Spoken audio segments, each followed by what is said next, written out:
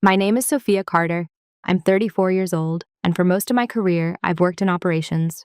One of those roles that almost nobody notices when everything is running smoothly, but everyone suddenly depends on when something breaks. If you asked the people at my company how they'd describe me, the answers would probably sound familiar. Reliable, quiet, low maintenance, the kind of employee managers like because she doesn't make things complicated. And in a way, they weren't wrong. I've always been the person who double checks the calendar invites, remembers the compliance deadlines, and quietly fixes problems before they turn into meetings. I rarely raised my voice in meetings. I didn't compete for attention. I wasn't the kind of person who tried to dominate a room. Because of that, people often assumed something about me that wasn't exactly true. They assumed that being quiet meant I didn't notice things. But observation is actually the entire foundation of operations work. You learn to see patterns, how decisions get made, who carries responsibility, and which rules people follow, until they think no one is paying attention. For 7 years, I worked at the same consulting firm in downtown Seattle. The company had grown quickly, which meant systems were always one step behind the people using them. Policies existed, but not everyone treated them as real boundaries, especially management. And that's where this story begins. It starts with something small, not dramatic, not explosive. Just an email, a message that arrived late one evening while I was finishing the last items on my packing list for a vacation I had planned for months. The request arrived at 10:38 p.m. with the subject line, "Urgent business needs." My manager wanted me to cancel my vacation the night before my flight. Now, if this were this kind of story where someone storms into the office the next day and demands justice, it would probably end very quickly. But that's not how things happened. Because what my manager didn't realize, and what almost no one else in the company had ever paid attention to, was that the HR policy said something very different. And more importantly, I had spent years quietly understanding exactly how those policies worked. This story isn't about revenge. It's about something quieter than that. It's about what happens when someone who has been underestimated for a very long time finally decides to stop protecting people who never bothered to understand the rules. Before we go further, I'm curious about something. Have you ever been in a situation where people assumed you wouldn't push back, simply because you stayed calm? By the time this story happened, I had been working at the company for a little over 7 years. In the consulting world, that's a long time. Most people rotate through roles every 2 or 3 years, chasing promotions, titles, or new companies. But I stayed. Not because I lacked ambition, but because operations work rewards a different kind of thinking. The longer you stay, the more you understand how the entire system actually works. And systems, unlike people, remember everything. At least that's how I saw it. But to most of my coworkers, I wasn't a system thinker. I was simply Sophia from operations, the dependable one, the person who made sure onboarding documents were correct, project contracts were filed properly, and internal approvals followed compliance procedures. If someone forgot to submit travel expenses, I reminded them. If a department scheduled overlapping deadlines, I quietly fixed the calendar. It was the kind of work that kept the company running smoothly, but it wasn't glamorous, and people rarely notice the infrastructure beneath them until it disappears. Over the years, I have worked under several different managers. Some were thoughtful leaders. Some were simply passing through on their way to higher roles. And a few, like my most recent manager, Daniel Whitaker, saw operations as something closer to administrative support than strategic work. Daniel had joined the company about 8 months earlier. He was energetic, confident, and very comfortable speaking in large meetings, the kind of person who used phrases like moving fast and staying agile.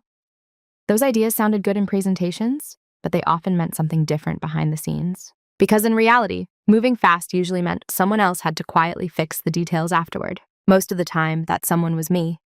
Daniel wasn't openly disrespectful. In fact, if you asked him, he probably believed he treated me well. He thanked people publicly during team meetings and liked to describe our department as a well-oiled machine. But there was a subtle pattern in how he interacted with me. In meetings, if I raised a logistical concern, something about compliance timelines or internal approvals, he would smile and say things like, "Let's not slow ourselves down with too much process." Everyone would nod. The meeting would move forward. And a week later, when the missing paperwork or policy issue surfaced, I would quietly solve it without making a scene. That dynamic repeated itself so often it almost became invisible. Daniel talked about strategy. I handled the consequences. Over time, the entire department began to treat that arrangement as normal.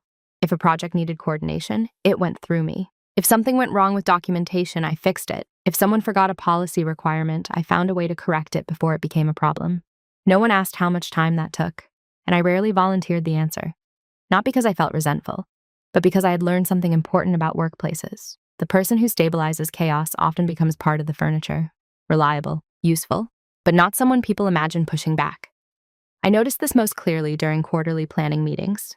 Senior managers would discuss expansion goals, staffing changes, and client strategies. I attended those meetings because operations had to implement whatever decisions were made.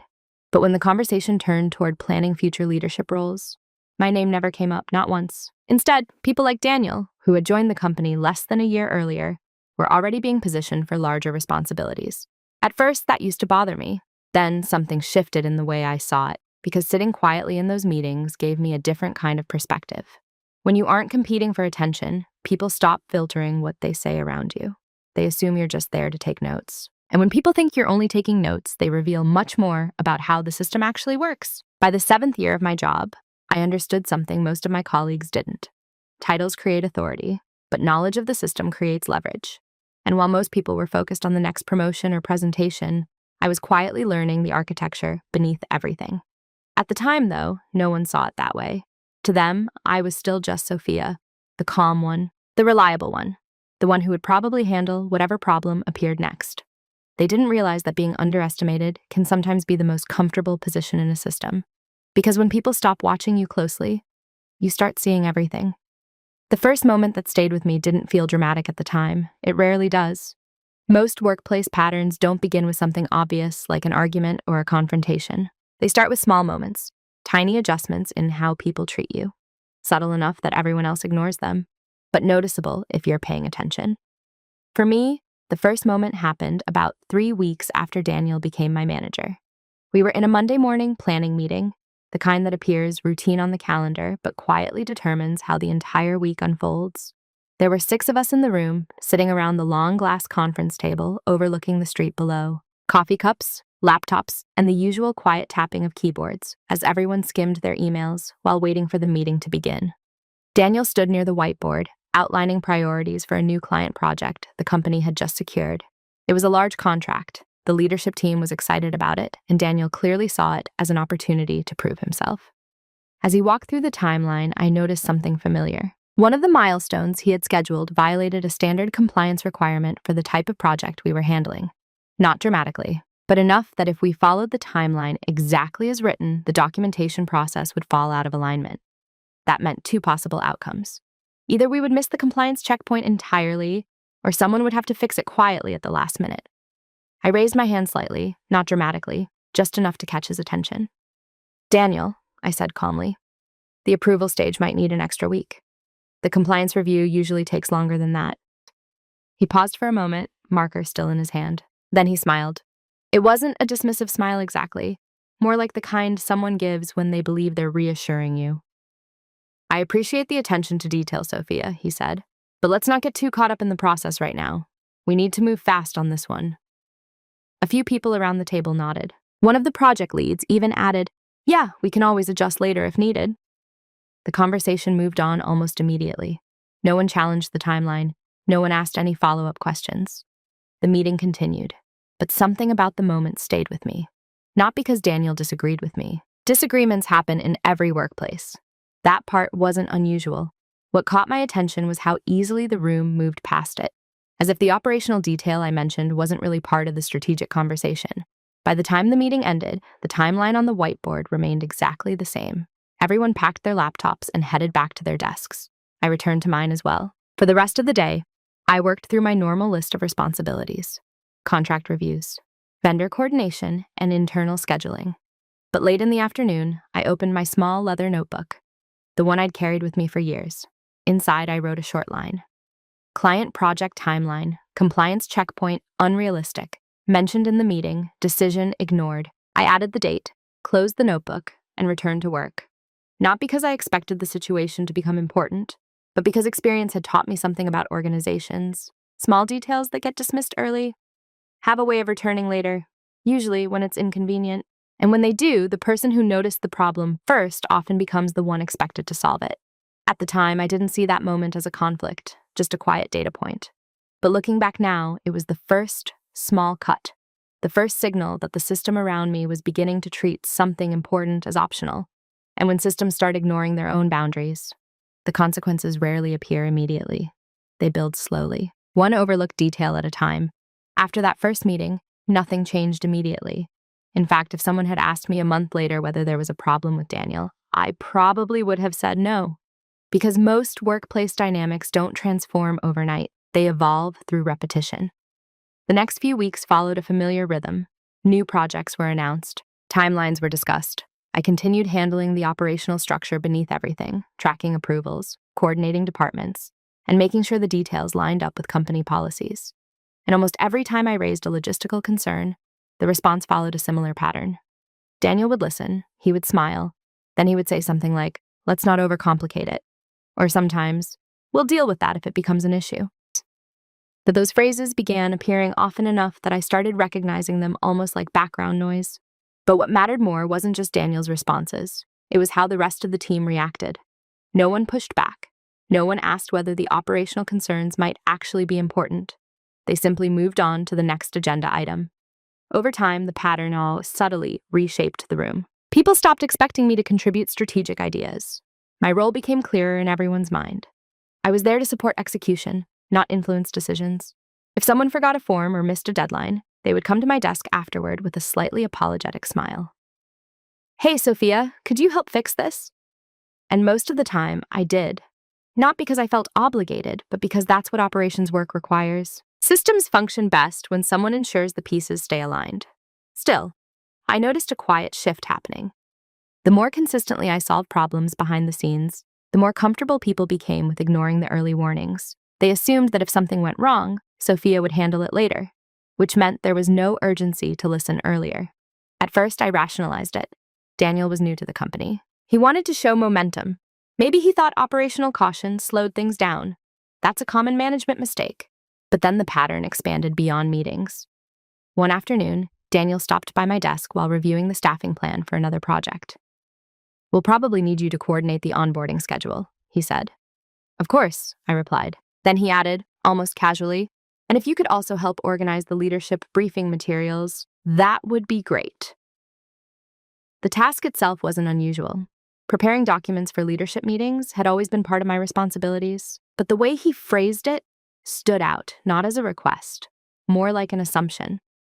Over the following weeks, those assumptions multiplied. Could I finalize travel bookings for a team member? Could I prepare compliance summaries for a presentation? Could I track contract updates across 3 departments? Each request individually made sense, but collectively they created something else, an expectation that I would quietly absorb whatever responsibilities fell between departments. And because I rarely objected, the pattern solidified. Eventually, people stopped asking whether something belonged to operations, if it required organization, coordination, or fixing. They sent it to me. At a glance, it looked like trust, but trust usually comes with authority. What I had instead was responsibility without visibility. Interestingly, no one ever described the situation as disrespect.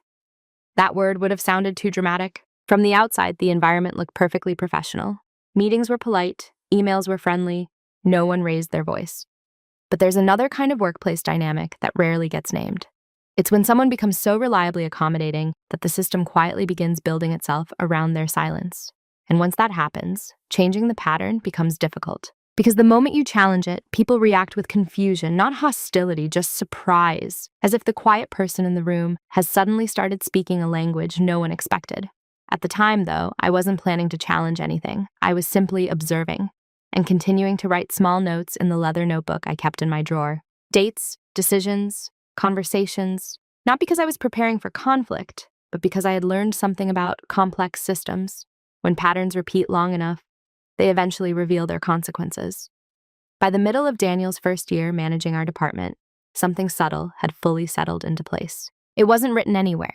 No document described it. No one officially assigned it. But everyone seemed to understand it, including me. In every team environment, people eventually drift into certain roles.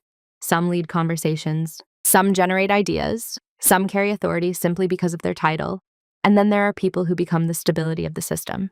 That was the role I had quietly been assigned, not through any formal discussion, just through repetition. If a project required careful coordination between departments, Daniel would say something like, "Sophia will keep us organized on that." If a deadline risked slipping because of missing approvals, someone would glance in my direction and ask, "Can Sophia take a look?" And if a new employee joined the team, the unspoken instruction was always the same. Ask Sophia how things actually work. In many ways, it sounded like respect. But respect inside an organization has layers. The surface layer is appreciated, the deeper layer is influence, and I had very little of the second. One particular meeting made that reality especially clear. It was a quarterly planning session with several senior leaders from other departments. I had prepared the operational timeline for an upcoming expansion project, a detailed structure outlining compliance stages, contract reviews, staffing requirements, and internal approval checkpoints. When Daniel introduced the plan, he used my work as the foundation for the presentation. But he didn't mention my name. Instead, he said, "Our team has mapped out the operational timeline." Technically, that wasn't inaccurate, but it was interesting, because when the executives asked questions about specific details, compliance thresholds, document processing times, regulatory review steps, Daniel turned slightly in his chair and glanced toward me. I answered each question calmly, clarified the procedures, explained where delays might appear if approvals didn't align. Everyone nodded, satisfied. Then the meeting moved on. When it ended, one of the executives complimented Daniel in the hallway. "Good structure on that timeline," he said. Daniel smiled and thanked him. I was standing a few feet away when the conversation happened. Not ignored, just outside the center of it. Later that afternoon, Daniel stopped by my desk. "Nice job explaining the compliance stuff earlier," he said casually. "You're really good at that." It was meant as praise, and I accepted it that way. But something about the moment clarified the dynamic in a way that felt almost mathematical. Daniel represented the visible authority. I represented the invisible knowledge, and the system functioned smoothly as long as those two roles stayed separate. What Daniel didn't realize, and what most people in the department never thought about, was that invisible roles often accumulate something over time. Context, information, memory. Because when you're the person solving operational problems, you see the same patterns repeat again and again. Who approves things? Who delays decisions? Who assumes policies are flexible? You also learn where the boundaries of the system actually are, not the ones described in presentations, the real ones, the policies that protect employees, the documentation that defines accountability, the procedures most managers never read carefully. For years, I had simply used that knowledge to keep projects running smoothly. It was part of the job. But as the months passed under Daniel's leadership, I began noticing something else. The role I had been assigned, reliable, useful, invisible, gave me an unusual position in the company. People spoke openly around me. They assumed I was simply coordinating logistics, which meant they rarely considered what I might understand about the structure of the organization itself.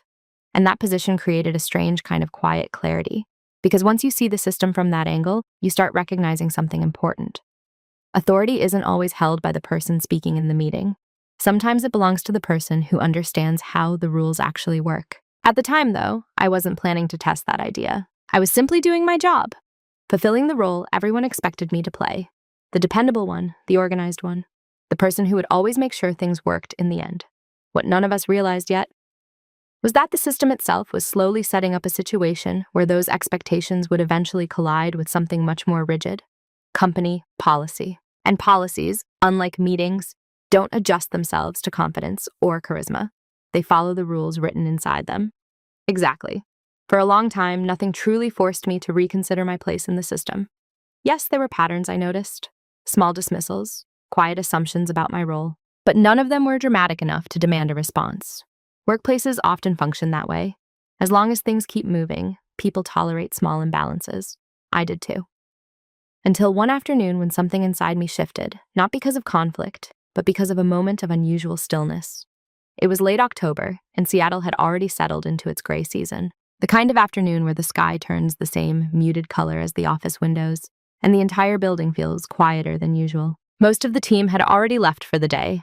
I was still at my desk finishing a routine review of internal travel approvals for the next quarter. One of the perks our company offered employees after 5 years was a block of extended vacation time, 2 full weeks that could be scheduled without the usual project constraints, as long as it was submitted early enough. I had filed my request months earlier. Everything had been approved properly. HR had confirmed it. My calendar had been cleared. My flights were booked. It wasn't a complicated trip, just 2 quiet weeks in Italy, a small coastal town I had always wanted to visit. No meetings, no project timelines, no Slack notifications.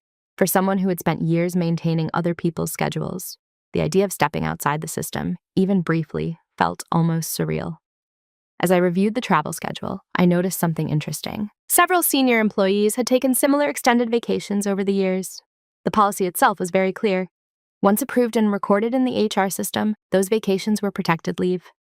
Managers could ask employees to adjust plans if emergencies occurred, but they couldn't revoke the time unilaterally, not without a formal process involving HR review. I had known that rule for years.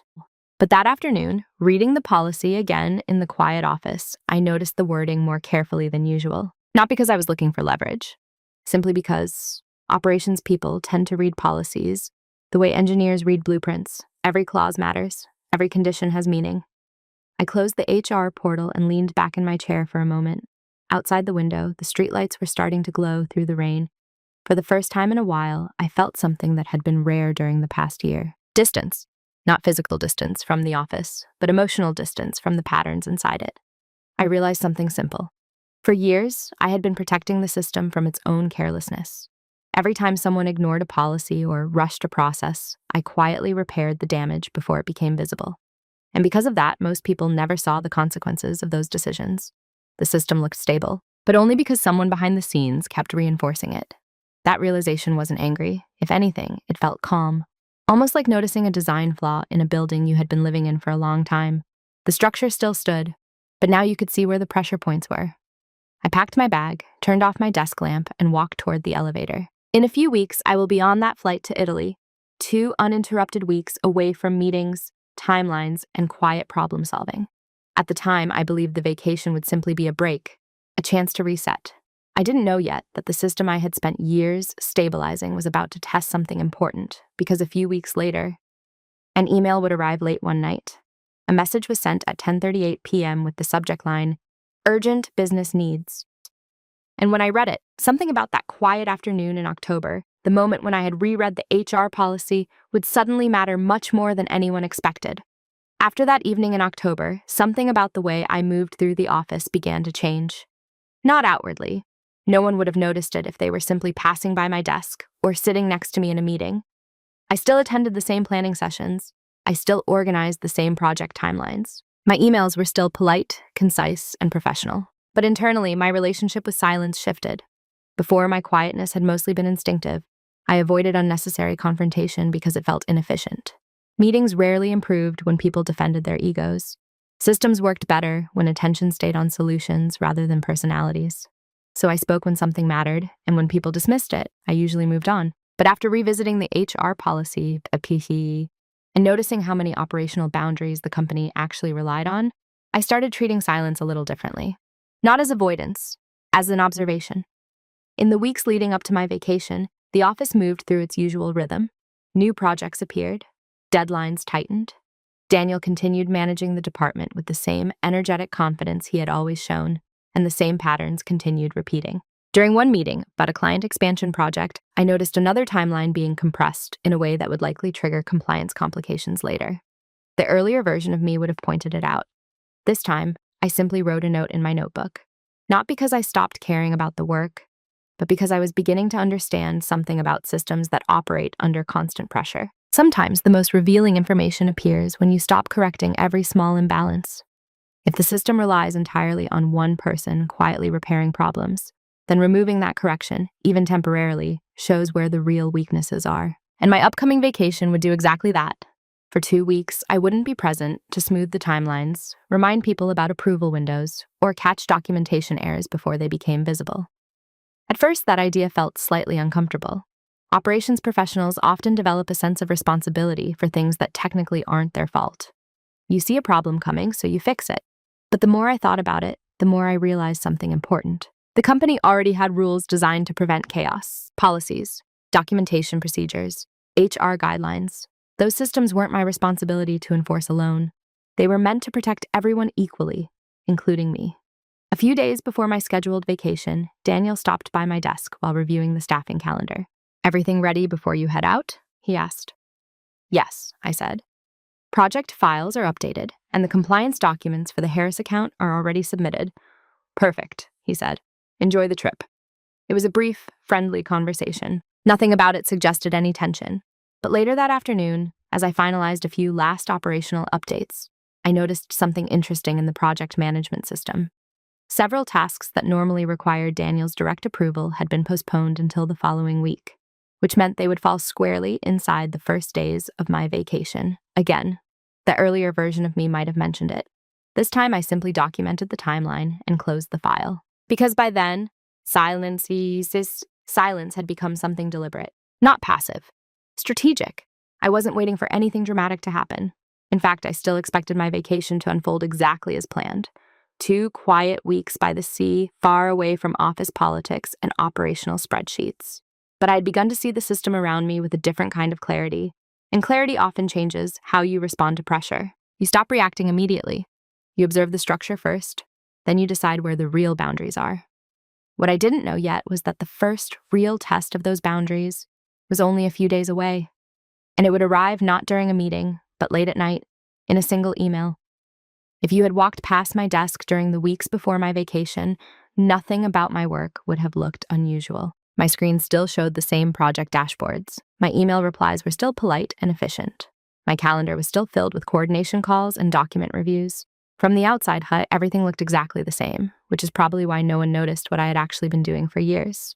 Operations work creates a very specific kind of visibility. People see the outcomes, organized timelines, correct documentation, projects moving forward, but they rarely see the information architecture behind those outcomes. Because to maintain a system, you have to understand it completely. And understanding it completely means knowing where the boundaries actually are, not the boundaries people assume exist, the ones written in policies, approval chains, and documentation procedures. Over 7 years at the company, I had learned something most employees never bothered to explore. Every organization has 2 versions of itself. The informal system, where people move quickly, make assumptions, and rely on personal relationships. And the formal system, where rules, policies, and documented procedures quietly define what is actually allowed. Most of the time, those 2 systems coexist without conflict. Managers make decisions, teams adjust, operations smooth out the edges. But when pressure appears, the informal system suddenly collides with the formal one, and the formal system always wins. Because it's the one recorded in writing. During my years in operations, I had become very familiar with that written structure. Not because I was looking for leverage, but understanding those rules made my job easier. If a contract stalled, I knew which approval chain was blocking it. If a client timeline slipped, I knew which compliance checkpoint needed adjustment. And if someone tried to change an employee's scheduled leave, I knew exactly which HR policy applied. Most people never read those documents carefully. They trusted their managers to interpret them correctly. But operations professionals can't afford that assumption.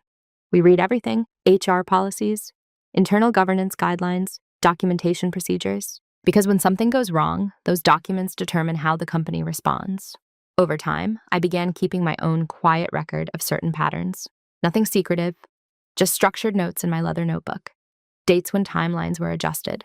Moments when operational concerns were dismissed. Decisions that technically conflicted with documented procedures. Not because I expected a confrontation, simply because accurate records make complex systems easier to understand. For example, months earlier, when Daniel had dismissed the compliance timeline I mentioned in a meeting, I wrote down the date and the project reference. Later, when the documentation issue surfaced exactly as predicted, I noted that as well. No drama, just information. That notebook slowly became something more valuable than most people would imagine. It wasn't evidence of wrongdoing. It was a map of how the system actually behaved under pressure. Which policies did people respect? Which ones did they ignore? And which situations forced the company to suddenly care about rules again? Interestingly, no one ever asked about the notebook. They saw it occasionally when I jotted something down during meetings. But because my role had been defined as quiet and supportive, people assumed it contained reminders or task lists. They never asked what I was really documenting, which meant they never realized something important. By the time Daniel sent that late-night email weeks later, I already understood exactly where the boundaries of the system were. I knew which policies managers could interpret flexibly, and which ones they absolutely could not override without HR involvement. One of those policies happened to involve approved employee leave. It was written clearly inside the HR handbook once vacation time had been formally approved and recorded. Management could request adjustments, but they couldn't cancel the leave unilaterally unless specific emergency conditions were documented and HR reviewed the case. That rule existed for a simple reason. Without it, employees would never be able to rely on scheduled time away from work. Companies rarely talk about those details during team meetings, but they exist, quietly waiting in the background of the organization. Most of the time, no one thinks about them until someone accidentally pushes against one of those boundaries. And that's exactly what was about to happen. Because a few nights before my flight to Italy, while I was finishing the last details of my packing list, my phone vibrated with a new email notification. The time on the screen read 10:38 p.m. The subject line said, "Urgent business needs." And when I opened the message, I realized something immediately. Daniel believed he was making a simple managerial request, but what he had actually done was a step directly into one of the most clearly defined boundaries in the company's entire policy structure. The email arrived while I was sitting on the floor of my apartment, surrounded by the quiet chaos of packing. Two open suitcases lay in front of me. One is already half full of folded clothes. The other is waiting for the last few things I always forget until the night before a trip: chargers, travel adapters, and a book for the flight. Outside the window, Seattle was dark and rainy, the kind of steady drizzle that makes the entire city feel quieter than usual. My phone vibrated on the coffee table. 10:38 p.m. At first, I assumed it was a routine notification, maybe an airline update, or a message from a friend wishing me a good trip. But when I glanced at the screen, I saw Daniel's name. The subject line read, "Urgent business needs." For a moment, I simply stared at it, not with irritation, more with curiosity. Emails from Daniel that were late at night were unusual, especially when addressed directly to me. Our department rarely operated in true emergencies, and anything genuinely critical usually went through the leadership group chat first. I opened the message. It was short, direct. Daniel explained that a client project had run into unexpected complications and that leadership needed additional operational coordination over the next few days. Because of that, he wrote, "It would be extremely helpful if I postponed my vacation and stayed available through the following week." The wording was polite, professional, but the implication was clear. He expected me to cancel my trip. For a few seconds, I just read the message again. Not because I was shocked, but because I was noticing something very specific. Daniel hadn't mentioned HR. He hadn't mentioned any formal process. There was no reference to emergency review or policy exception, just a late-night email assuming the adjustment would happen. I set my phone down on the table. Then I did something that probably looked very strange from the outside. I smiled, not because the situation was funny, but because something had suddenly become very clear. For years, I had watched the informal system inside the company operate almost entirely on assumptions. Managers made decisions quickly, teams adapted, operations adjusted the details afterward. But this time, Daniel had unknowingly crossed into a part of the system that didn't operate on assumptions: the formal structure. I stood up, walked over to my desk, and opened my laptop. Within a few seconds, I logged into the company's HR portal. My vacation request appeared exactly where it had been for months: approved, recorded, protected under the extended leave policy for long-term employees. I opened the policy document itself, not because I needed to read it again. I already knew what it said, but because I wanted to confirm something. The wording was exactly the same as I remembered. Once approved and documented, extended leave could not be revoked unilaterally by a direct manager. Any attempt to change the schedule requires employee agreement or a formal HR escalation under defined emergency conditions. And Daniel's email was neither of those things. It was simply a request, one he believed carried authority. I leaned back in my chair and thought about the situation quietly. There was no anger, no sense of victory, just clarity. Daniel probably assumed I would adjust my plans the way I had quietly adjusted countless operational problems over the years.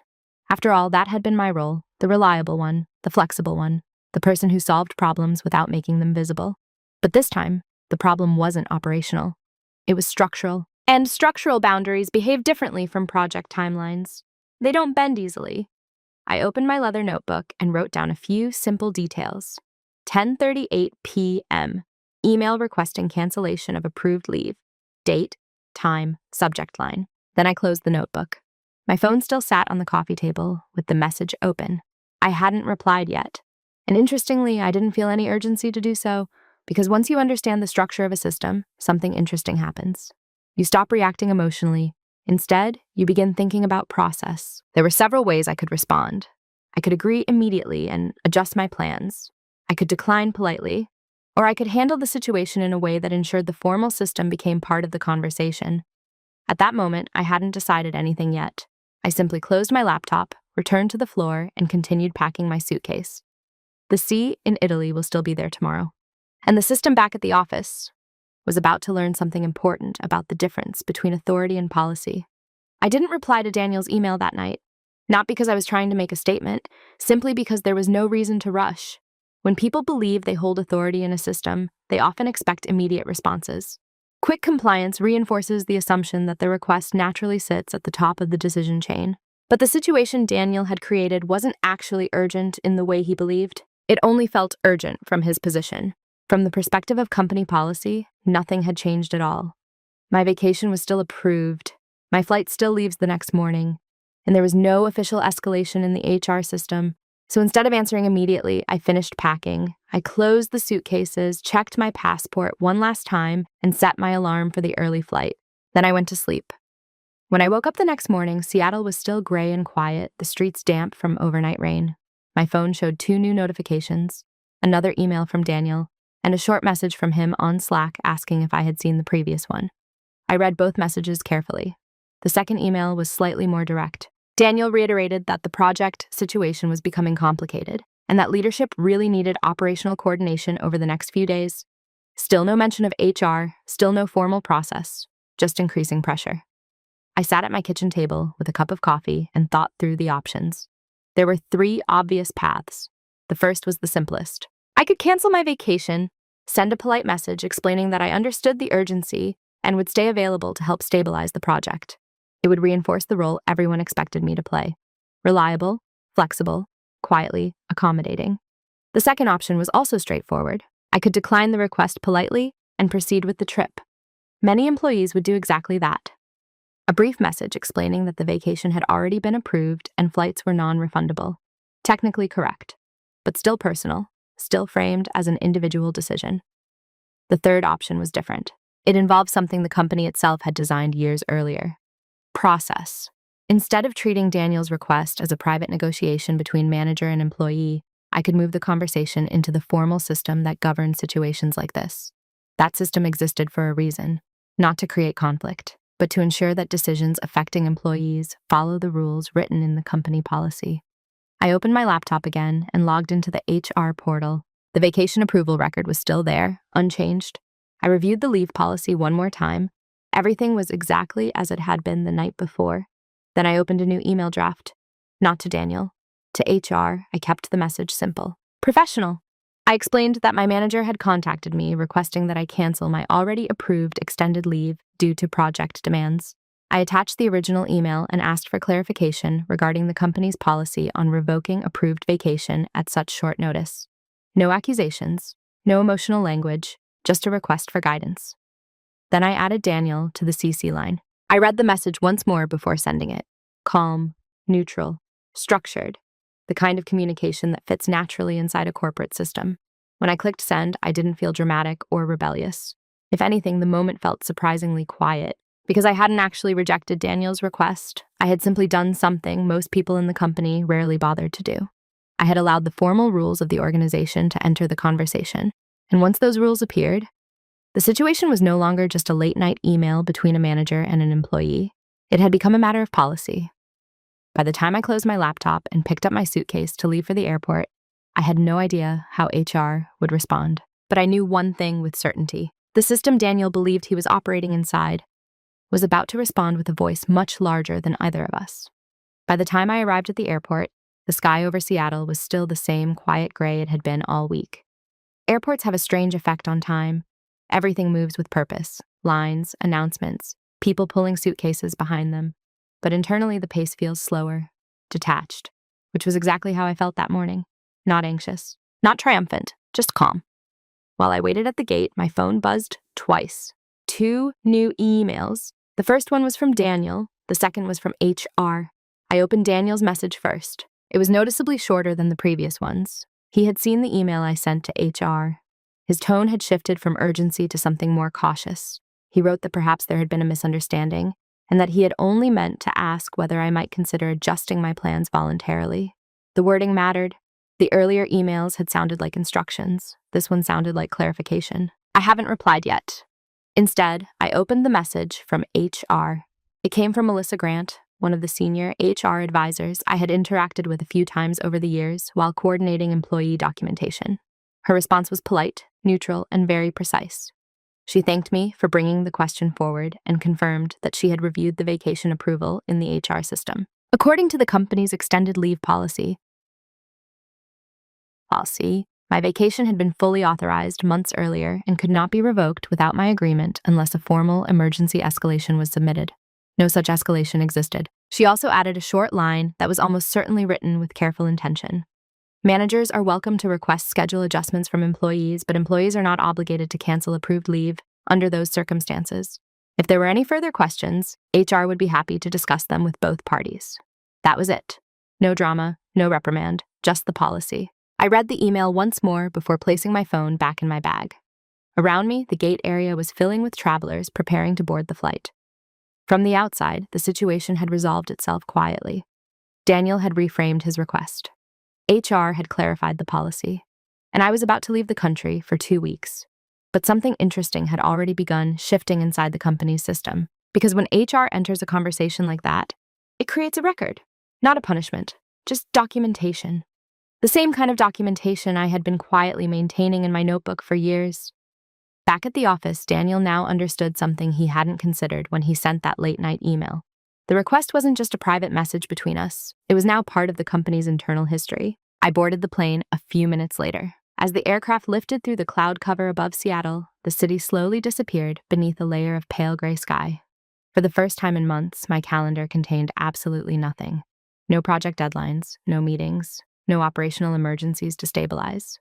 Just 2 weeks of quiet distance. Interestingly, I didn't spend much time thinking about what would happen at the office while I was gone, because the moment HR clarified the policy, the system had already begun adjusting itself.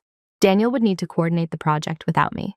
The timelines he had compressed would need to function without my usual corrections, and the department would experience something it hadn't experienced in a long time: operations without Sophia. Sometimes the most powerful change inside an organization doesn't come from confrontation. It comes from absence. Because when the person who quietly stabilizes everything steps away, the system finally has to reveal how stable it really is. And for the next 2 weeks, I was going to let it do exactly that. For the first few days of my vacation, I didn't check my work email at all. That wasn't unusual. The whole purpose of extended leave at our company was to allow employees to disconnect completely. No meetings, no quick questions, no quiet problem solving from a hotel room. And for the first time in years, I actually honored that boundary. The small town in Italy where I stayed moved at a slower rhythm than Seattle. Mornings began with quiet cafes near the harbor. Afternoons stretched into long walks along the coast, the kind where time feels less structured than it does inside office calendars. For a while, the company felt very far away. But organizations are interesting systems. When one piece of infrastructure disappears, even temporarily, the rest of the system begins to adjust around that absence. About 5 days into the trip, I briefly opened my inbox while sitting outside a cafe.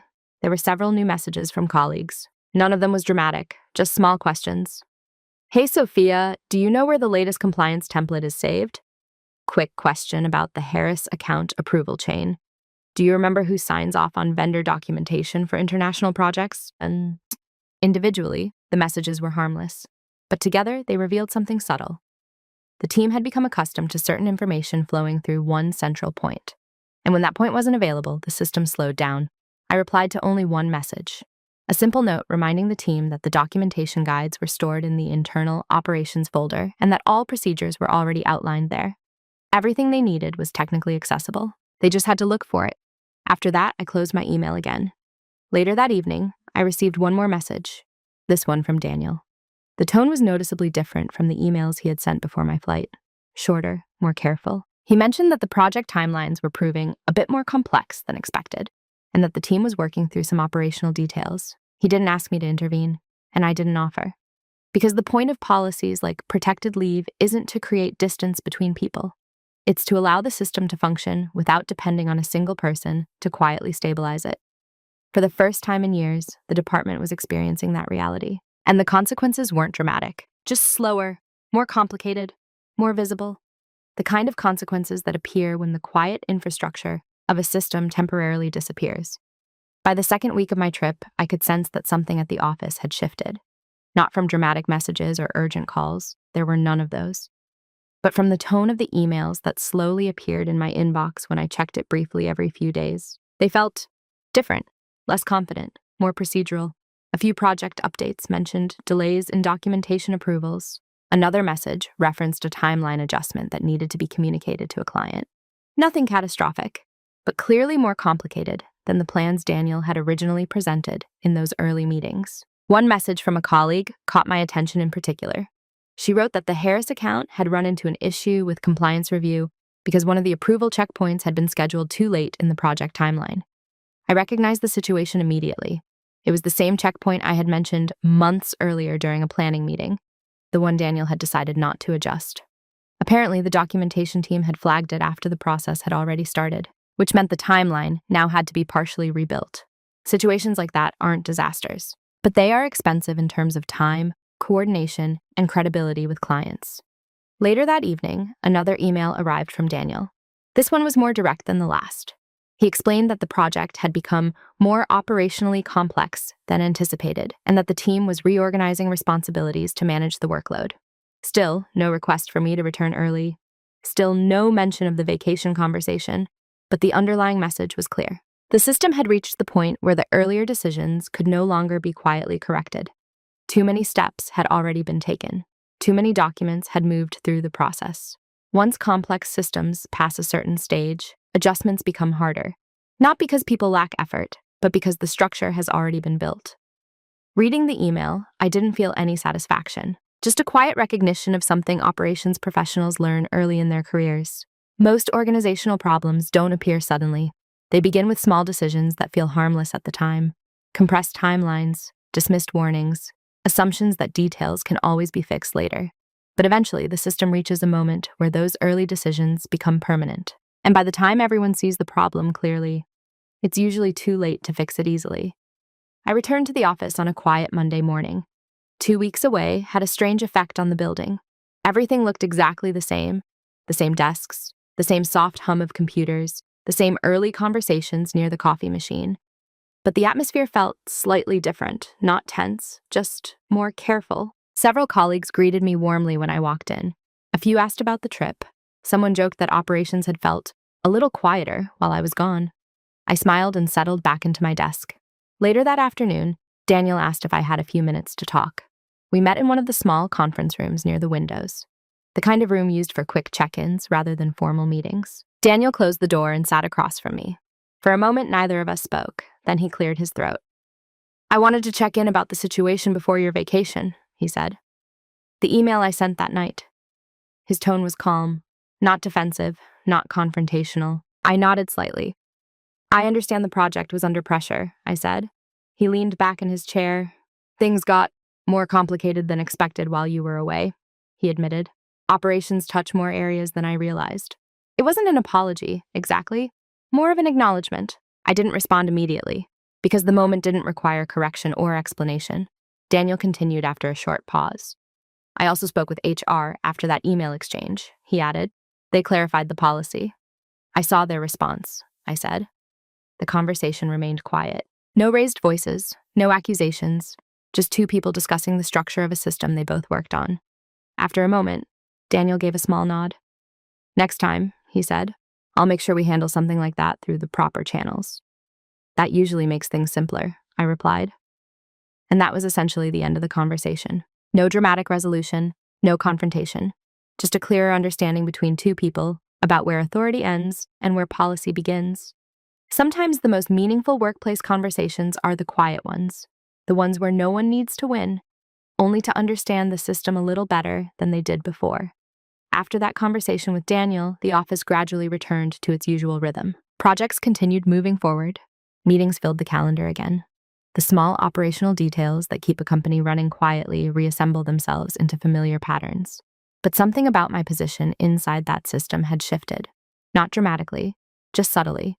In the weeks that followed, I noticed that when I raised a logistical concern in meetings, people listened a little more carefully. Daniel, in particular, began asking operational questions earlier in project discussions, before timelines were finalized instead of after.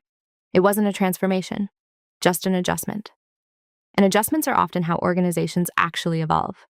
Interestingly, I didn't feel any need to change my personality or the way I worked. I was still the same person I had always been, observant, calm, focused on systems rather than attention. But I understood something more clearly now. For a long time, I had assumed that being quiet meant accepting invisibility. That was the only way to maintain stability in an organization, to keep smoothing over problems before anyone noticed them. The situation before my vacation taught me something slightly different. Sometimes the most responsible thing you can do for a system is allow it to follow its own rules. Do not protect it from them. The policies, documentation, and procedures that organizations create aren't obstacles. They exist to maintain balance, especially when pressure or urgency begins pushing people toward shortcuts. And when those structures are respected, everyone benefits from the clarity they provide. My role at the company didn't suddenly become louder or more visible after that, but it became more defined. People understood that operations weren't just administrative support. It was part of the structure that held everything else together. As for me, I stopped seeing quietness as something that made me easy to overlook, because sometimes the person who speaks the least in a room is also the one who understands the system most clearly. And once you understand the system, you don't need to raise your voice to be heard. Looking back, the entire situation was surprisingly simple. It started with a late-night email, a manager under pressure, a project moving too fast, and an assumption that one person could quietly adjust their plans to stabilize everything. Situations like that happen in workplaces all the time. What made this one different wasn't conflict, it was clarity. For years, I had believed that keeping the system running meant quietly absorbing every problem that appeared, fix the timelines, smooth the miscommunications, adjust the details before anyone notices. But systems don't become healthier when one person constantly protects them from their own rules. They become healthier when the rules are allowed to function the way they were designed. The HR policy wasn't there to create tension between managers and employees. It existed to create predictability, to ensure that when someone planned time away from work, they could trust that their decision would be respected. Once that structure entered the conversation, everything resolved itself without drama. No arguments, no revenge, just a clear understanding of where authority ends and where policy begins. And in the end, the lesson I carried forward wasn't about Daniel or the project or even the vacation. It was about something quieter. Sometimes the most powerful response in a professional environment isn't confrontation. It's simply letting the system speak for itself. Because when the structure is clear, you don't have to fight for fairness. You just have to stand where the rules already support you. Now I'm curious about something. Have you ever experienced a moment at work where simply following the official rules changed the entire situation? Video hữu ích, hãy ấn like và đăng ký kênh để ủng hộ mình nhé. Chúng ta sẽ gặp nhau ở những video tiếp theo. Bye bye.